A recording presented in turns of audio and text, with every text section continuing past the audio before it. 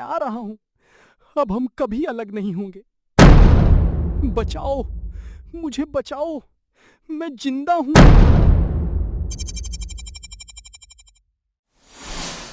नहीं, मैं अपनी पत्नी कमला को अकेले नहीं छोड़ सकता। अगर वो इस दुनिया में नहीं रही तो मैं भी इस दुनिया में नहीं रहूंगा। मैं उसके साथ ही जीऊंगा और उसके साथ ही मरूंगा। रघु, ये कैसी बातें कर रहा है तू? कमला अब इस दुनिया में नहीं है। जो भगवान की मर्जी थी वो हो गया। तू अपने बच्चों के लिए जी। नहीं मोहन, तुम लोग मुझे नहीं समझ सकते। कमला के बिना मेरा जीवन अधूरा है। मैं उसके बिना एक पल भी नहीं रह सकता। गांव की उस शांत रात में रघु के घर से आने वाली चीखें पूरे गांव को डरा रही थीं। कुछ दिन पहले तक जिस घर में हंसी और खुशियां गूंजती थीं, आज वहां सिर्फ दुख और मातम था। रघु ने अपनी जिंदगी के सबसे बड़े सहारे को खो दिया था, लेकिन किसी को नहीं पता था कि उसका दुख उसे एक ऐसे रास्ते पर ले जाएगा जहां से वापस लौटना आसान नहीं था। रघु और कमला की शादी को लगभग 30 साल हो चुके थे। दोनों ने मिलकर गरीबी और मुश्किलों का सामना किया था। उनके 2 बेटे थे, बड़ा बेटा सुरेश और छोटा बेटा रमेश। दोनों बेटे अपने माता पिता से बहुत प्यार करते थे, लेकिन कमला की मौत के बाद रघु जैसे खुद को संभाल ही नहीं पा रहा था। बाबा, हम आपके साथ हैं। माँ चली गई हैं, लेकिन हम दोनों बेटे अभी जिंदा हैं। आप हमें छोड़कर जाने की बात मत करो। बाबा, माँ भी यही चाहती होंगी कि आप हमें संभालें और हमारे साथ रहें। तुम दोनों मेरी चिंता मत करो बेटा। मेरा फैसला हो चुका है। मैं कमला के बिना नहीं जी सकता। रघु की बातें सुनकर दोनों बेटों की आंखों में आंसू आ गए। उन्हें डर था कि कहीं उनका पिता कोई गलत कदम न उठा ले। गांव के बड़े बुजुर्ग भी रघु को समझाने पहुंचे, लेकिन रघु किसी की बात सुनने को तैयार नहीं था। मुखिया जी, मेरा फैसला बदलने वाला नहीं है। कमला जहां गई है मैं भी वहीं जाऊंगा। गांव वालों ने बहुत कोशिश की। किसी ने प्यार से समझाया, किसी ने बच्चों का वास्ता दिया, लेकिन रघु के दिल में बस एक ही बात थी। वह अपनी पत्नी के साथ रहना चाहता था। उसे लग रहा था कि कमला के बिना उसकी जिंदगी का कोई मतलब नहीं है। आखिरकार गांव वालों ने सोचा कि रघु को अकेला नहीं छोड़ा जा सकता। उन्होंने फैसला किया कि उसे रोकने के लिए हर संभव कोशिश करेंगे, लेकिन रघु अपनी जिद पर अड़ा रहा। बाबा, हमारी कसम है, ऐसा मत करो। मुझे माफ कर देना बेटा, लेकिन मैं अपना फैसला नहीं बदल सकता। उस दिन गांव में ऐसा माहौल था जैसे कोई बड़ा तूफान आने वाला हो। लोग परेशान थे, परिवार रो रहा था, लेकिन रघु के चेहरे पर एक अजीब सी शांति थी। उसे लगता था कि अब वह अपनी पत्नी के पास जाने वाला है। गांव वालों ने मिलकर रघु और कमला को एक खाट पर रखा और श्मशान घाट की तरफ चल पड़े। रास्ते में हर किसी के कदम भारी थे। कोई कुछ बोल नहीं रहा था। सिर्फ हवा की आवाज और लोगों के रोने की आवाज सुनाई दे रही थी।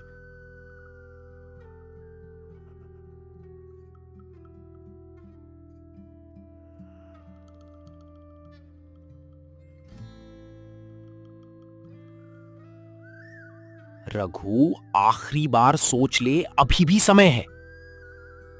नहीं मोहन, अब कुछ नहीं बदल सकता। श्मशान घाट पहुंचने के बाद दोनों की चिता तैयार की गई। गांव वालों के दिल में दर्द था, लेकिन उन्हें नहीं पता था कि आने वाले कुछ पल उनके गांव की कहानी हमेशा के लिए बदल देंगे। श्मशान घाट पर चारों तरफ सन्नाटा पसरा हुआ था। शाम का समय था और सूरज धीरे धीरे ढल रहा था। हवा में एक अजीब सी बेचैनी थी। गांव के लोग रघु को आखिरी बार समझाने की कोशिश कर रहे थे, लेकिन उसके चेहरे पर वही जिद दिखाई दे रही थी।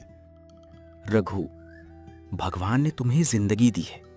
तुम्हारे 2 बेटे हैं, तुम्हारा परिवार है। कमला को खोने का दुख हम समझते हैं, लेकिन अपनी जिंदगी खत्म करना कोई रास्ता नहीं है। मुखिया जी, मैं जानता हूं आप सब मेरा भला चाहते हैं, लेकिन कमला के बिना मेरा मन यहां नहीं लगेगा। मैं उसके साथ हमेशा रहना चाहता हूं। रघु की बातें सुनकर सभी लोग चुप हो गए। किसी के पास अब उसे समझाने के लिए शब्द नहीं थे। सुरेश और रमेश अपने पिता के सामने रो रहे थे। उन्हें उम्मीद थी कि शायद आखिरी समय में उनका पिता अपना फैसला बदल देगा। बाबा, हमें छोड़कर मत जाओ। मां नहीं रही, लेकिन आप हमारे लिए सब कुछ हो। बेटा, मेरी मजबूरी समझो। तुम दोनों हमेशा खुश रहना। कुछ देर बाद गांव वालों ने भारी मन से दोनों को खाट समेत चिता के पास रखा। कमला पहले ही दुनिया छोड़ चुकी थी, लेकिन रघु अभी जिंदा था। गांव वालों को लग रहा था कि शायद रघु अपनी आखिरी इच्छा पूरी करने जा रहा है। आग जलाई गई। धीरे धीरे चिता की लपटें उठने लगीं। आसपास खड़े लोगों की आंखों में आंसू थे। किसी को समझ नहीं आ रहा था कि एक इंसान अपने दुख में इतना बड़ा फैसला कैसे ले सकता है। कमला, मैं आ रहा हूं। अब हम कभी अलग नहीं होंगे। लेकिन कुछ ही पल बाद रघु को महसूस हुआ कि जिस रास्ते को उसने आसान समझा था वह इतना आसान नहीं था। जैसे जैसे गर्मी बढ़ने लगी, उसका शरीर उस दर्द को सहन नहीं कर पा रहा था। बचाओ, मुझे बचाओ। मैं जिंदा हूं, मुझे बाहर निकालो। रघु की आवाज श्मशान घाट में गूंज उठी। वह मदद के लिए पुकार रहा था, लेकिन गांव वाले उस समय तक वहां से दूर जा चुके थे। उन्हें लगा था कि रघु अब इस दुनिया में नहीं रहा। कोई है? मेरी बात सुनो, मुझे बचा लो। उस सुनसान जगह पर उसकी आवाज सिर्फ हवा में खोकर रह गई। चारों तरफ अंधेरा बढ़ता जा रहा था। आखिरकार रघु ने अपनी पूरी ताकत लगाई और किसी तरह वहां से बाहर निकलने में कामयाब हो गया। वह बहुत कमजोर हो चुका था। उसके कदम लड़खड़ा रहे थे। वह नहीं जानता था कि वह कहां जाए। जिस इंसान ने अपनी जिंदगी खत्म करने का फैसला किया था, वही इंसान अब अपनी जान बचाने के लिए संघर्ष कर रहा था।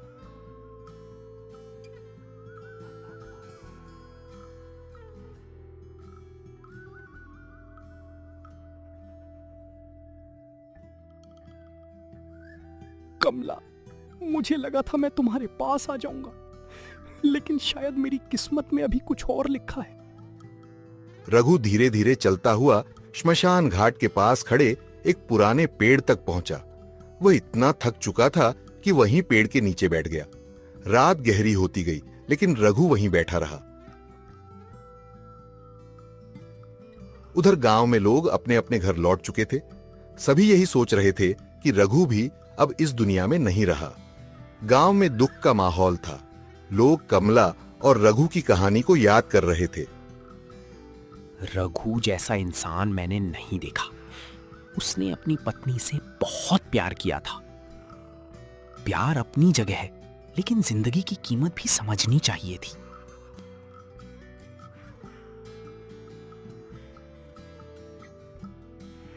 दो दिन बीत गए। गांव वालों को बिल्कुल अंदाजा नहीं था कि श्मशान के पास वह पेड़ रघु का ठिकाना बन चुका है। वह भूखा प्यासा वहीं बैठा था। उसके पास न खाने को कुछ था, न किसी से मदद मांगने का साहस। वह पेड़ अब उसके लिए घर बन गया था। दिन में सूरज की गर्मी और रात में ठंडी हवा, यही उसकी जिंदगी बन चुकी थी। क्या मेरी जिंदगी अब इसी तरह कटेगी? क्या मैं हमेशा इसी पेड़ के नीचे रहूंगा?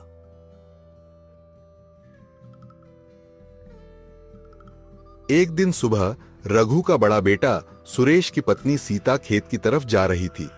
उसके हाथ में खाना था। वह रोज की तरह खेत में काम कर रहे अपने परिवार के लिए भोजन लेकर जा रही थी।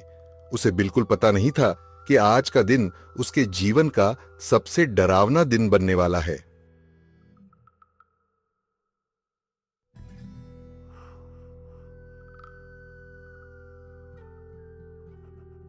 सीता, कौन है वहां? मुझे बहुत भूख लगी है। मुझे थोड़ा खाना दे दो। सीता ने आवाज की तरफ देखा। पेड़ के नीचे बैठे एक कमजोर और बदले हुए चेहरे वाले इंसान को देखकर वह डर गई। वह पहचान नहीं पाई कि यह कौन है। आप कौन हैं? मैं रघु हूं। जैसे ही सीता ने यह नाम सुना, उसके हाथ कांपने लगे। उसके चेहरे का रंग बदल गया, क्योंकि पूरे गांव को यकीन था कि रघु श्मशान घाट में मर चुका है। नहीं, ये कैसे हो सकता है? रघु बाबा तो... सीता के मुंह से आगे शब्द नहीं निकले। डर के कारण वह वहीं गिर पड़ी। उसके हाथ से खाना जमीन पर गिर गया। कुछ ही देर में यह खबर पूरे गांव में फैल गई कि रघु वापस आ गया है। लेकिन लोगों को यह नहीं पता था कि वह जिंदा बचा है या फिर कोई और रहस्य है। सीता के बेहोश होते ही खेत में काम कर रहे लोगों की नजर उस पर पड़ी। सभी लोग दौड़कर उसके पास पहुंचे। किसी को समझ नहीं आ रहा था कि आखिर हुआ क्या है। अरे, सीता बहू को क्या हो गया? जल्दी पानी लाओ। वो उस पेड़ की तरफ देख रही थी, शायद वहां कुछ देखा है उसने। कुछ देर बाद सीता को होश आया। उसकी आंखों में डर साफ दिखाई दे रहा था। वह बार बार एक ही बात कह रही थी। वो रघु बाबा थे। मैंने उन्हें अपनी आंखों से देखा है। क्या बोल रही है बहू? रघु तो 2 दिन पहले ही शमशान में। मैं सच कह रही हूँ। उन्होंने अपना नाम खुद बताया था। वो जिंदा हैं। सीता की बात सुनते ही खेत में मौजूद सभी लोग एक दूसरे का चेहरा देखने लगे। किसी को यकीन नहीं हो रहा था, क्योंकि गांव में हर किसी ने अपनी आंखों से रघु को आखिरी बार श्मशान घाट ले जाते देखा था। देखते ही देखते यह बात पूरे गांव में आग की तरह फैल गई। हर घर में बस एक ही चर्चा होने लगी, रघु वापस आ गया है। ये कैसे हो सकता है?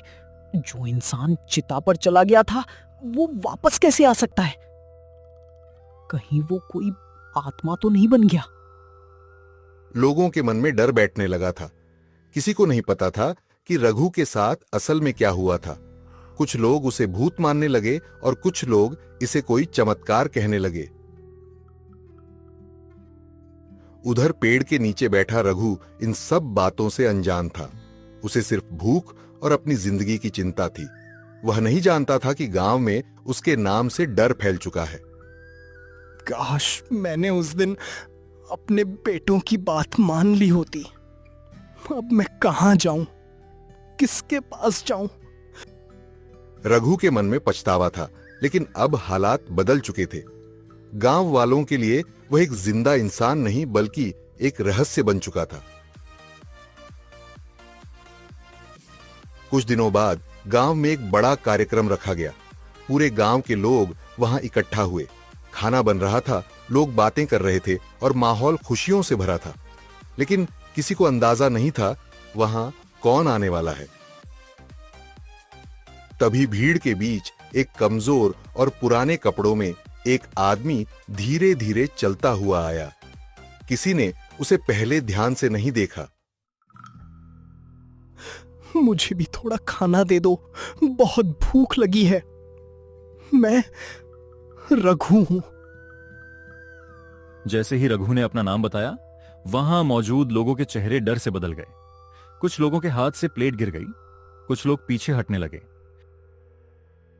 रघु, लेकिन तुम तो मर चुके हो। ये इंसान नहीं हो सकता, ये तो भूत है। कुछ ही पल में वहां अफरा तफरी मच गई। लोग डर के मारे इधर उधर भागने लगे। किसी ने सोचा भी नहीं था कि जिसे उन्होंने मरा हुआ समझ लिया था, वह उनके सामने खड़ा होगा।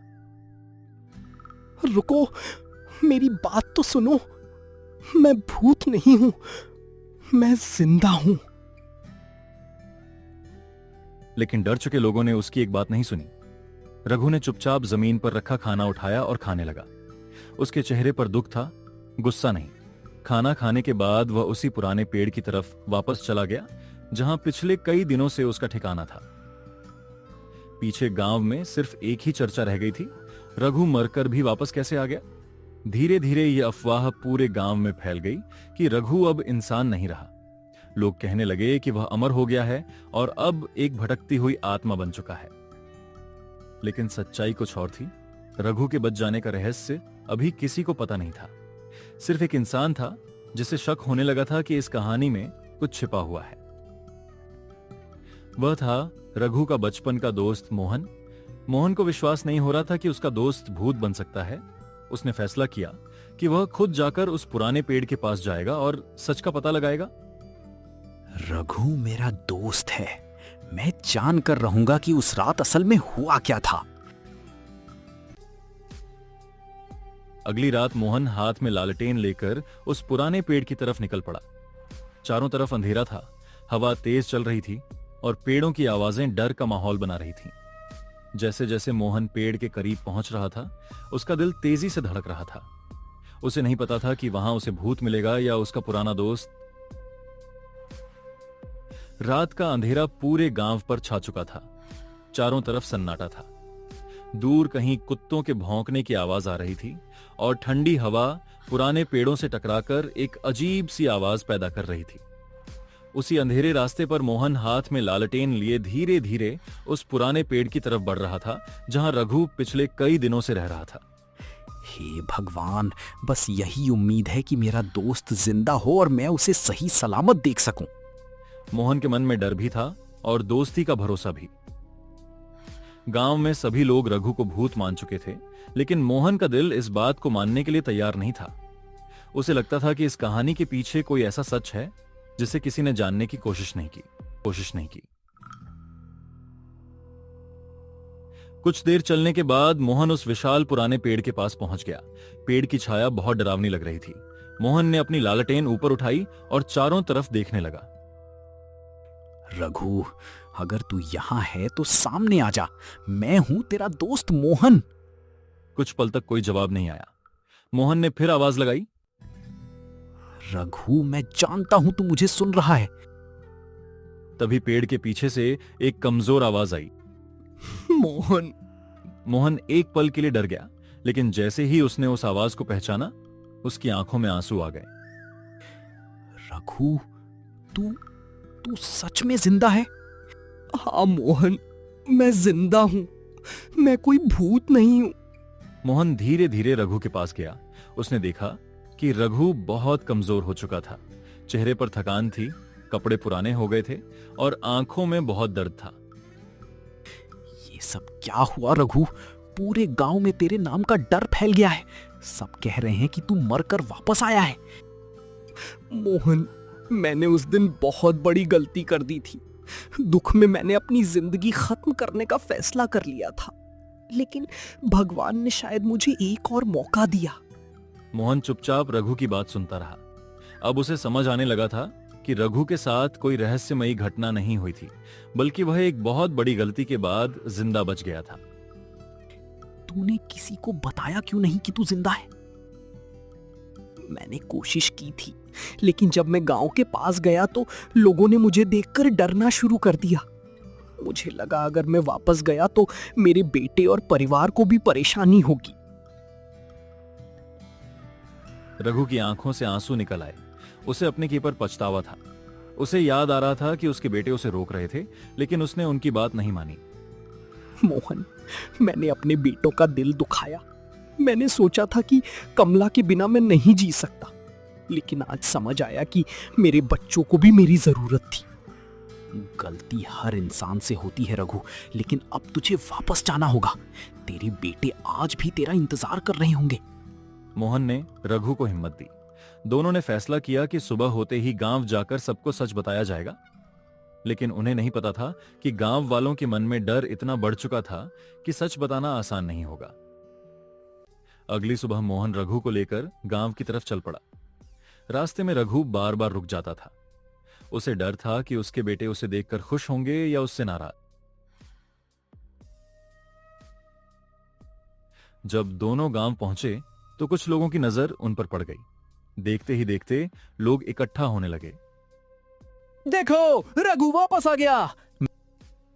मैंने कहा था ना, ये कोई साधारण बात नहीं है। लोगों के बीच डर और सवाल दोनों थे। कोई पास आने की हिम्मत नहीं कर रहा था। मोहन, ये क्या मामला है? अगर ये रघु है तो हमें सब सच बताओ। ये रघु ही है, ये मरा नहीं था, उस दिन चिता से बचकर निकल आया था। मोहन की बात सुनकर गांव में सन्नाटा छा गया। लोगों को अपनी आंखों पर विश्वास नहीं हो रहा था। तो इतने दिन तक तू पेड़ के नीचे भूखा बैठा रहा? हाँ मुखिया जी, मुझे डर था कि कोई मेरी बात नहीं मानेगा। बाबा, बाबा आप सच में जिंदा हो? दोनों बेटे दौड़कर अपने पिता के पास आए। उनकी आंखों में आंसू थे। जिस पिता को उन्होंने खो दिया था, आज वही उनके सामने खड़ा था। बाबा आपने हमें इतना बड़ा दुख क्यों दिया? मुझे माफ कर दो बेटा, मैंने दुख में गलत फैसला लिया था।